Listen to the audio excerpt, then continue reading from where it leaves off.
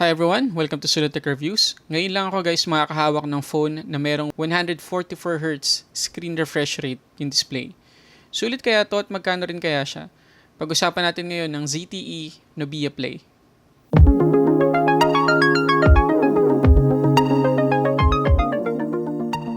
Papapansin agad natin guys sa box yung definition ng word na play.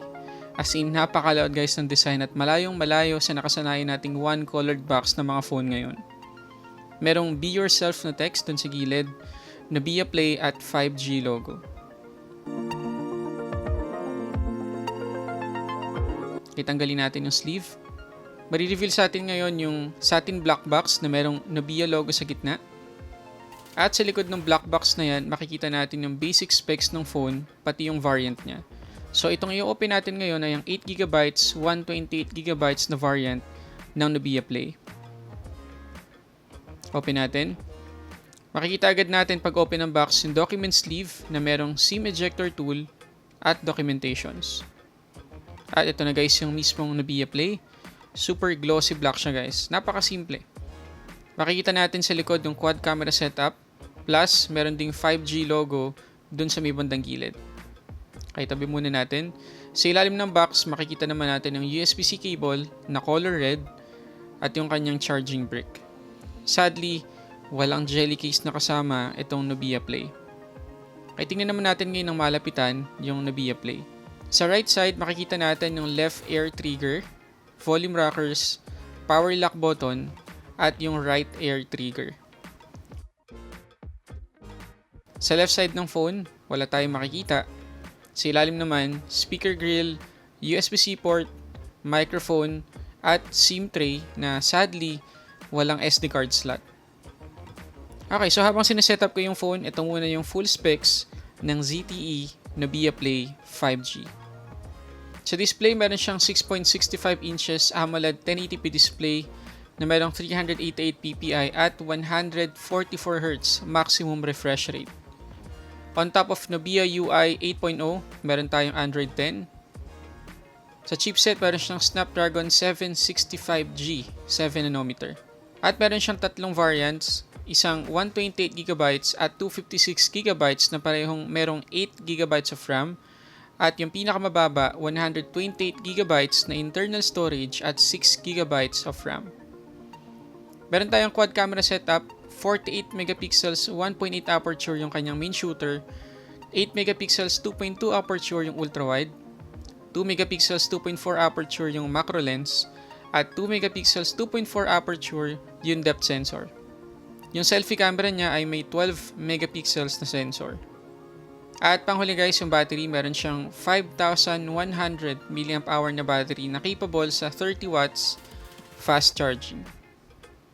Okay, wag na natin patagalin pa, pag-usapan na agad natin yung display ng Nubia Play. Alam kong hindi mabibigyan ng enough justice dito sa camera na gamit ko guys, pero believe me, ibang-iba yung experience kapag naka 144Hz na screen refresh rate. As in, super smooth ng pag-scroll kapag nag-browse ka at super smooth din ng animation. Basta guys, iba talaga. Sana maging normal na yung ganitong refresh rate sa mga flagship phones in the future. Pwede mo ding mababaan ng refresh rate kung sakaling gusto mong makatipid sa battery. Pwedeng 60Hz o 90Hz. Meron din siyang 240Hz touch response rate na mas ma-appreciate mo dahil sa 144Hz refresh rate niya. Advantage ang 144Hz na screen refresh rate plus 240Hz touch response rate na kombinasyon para sa mga gamers. At dahil naka-AMOLED ang Nubia Play, ang ganda din guys ang quality ng display niya. Meron lang konting saturation syempre kasi nga AMOLED, pero for the most part, ang ganda ng output niya. Nagpa-pop talaga yung colors at sharp din. At katulad ng kuya niyang Nubia Red Magic, curved din yung corners ng screen. Wala din siyang notch, kaya immersive yung media consumption at gameplay dito. Hindi ini-specify kung ilan yung maximum brightness ng screen, pero I'm pretty sure na mataas dahil maliwanag talaga guys ng screen kahit hindi pa sagad yung brightness niya. Protected din ng Corning Gorilla Glass yung screen niya, kaya may peace of mind tayo, plus meron pang naka-install na screen protector out of the box. Hindi ito guys yung pinakaunang phone na merong Snapdragon 765G, pero isa to sa mga pinakauna.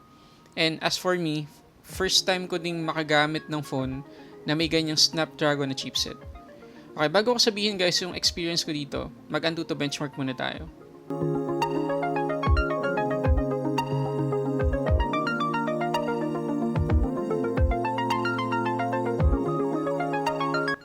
So total score natin, 392,182.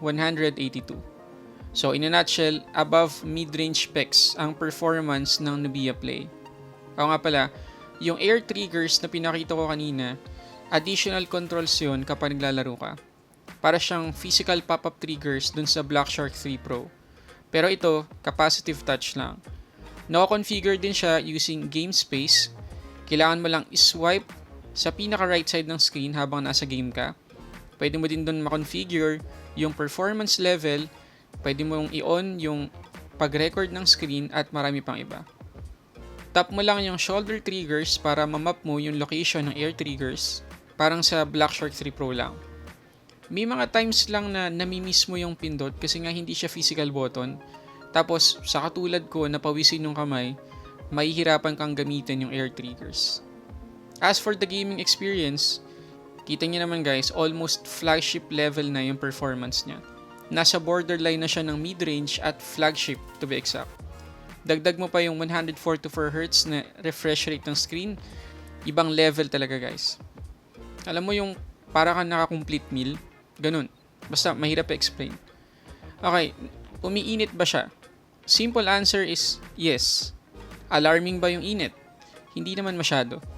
Kasi according sa Nubia, equipped with ICE 2.5 cooling system ang Nubia Play na merong 61mm liquid cooling tube and heat dissipation materials katulad ng graphite at thermal gel para mabilis mag-cool down kapag ginagamit mo siya. So again, meron tayong peace of mind dito sa Nubia Play. Yung primary camera pala ng Nubia Play, which is yung 48 megapixels, ay powered by Sony IMX582. Medyo outdated na yan kasi yan yung sensor na gamit sa Redmi K30 last year. However, kita nyo naman sa quality, maganda pa rin hanggang ngayon na meron na tayong IMX686. Gusto ko yung color balance niya, hindi saturated at napaka-natural din ng colors.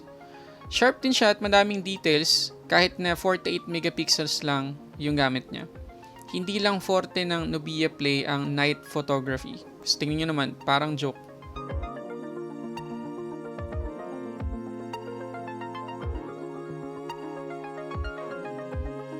Maganda yung quality ng 1080p video niya at meron din siyang gyro electronic image stabilization. Kaya stable din siya kahit papano.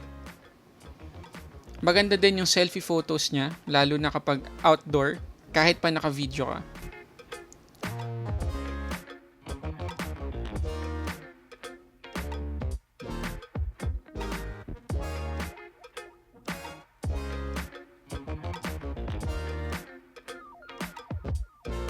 Sa battery guys, hindi ko kayo mabibigyan ng sapat na info about sa battery life niya at sa charging time.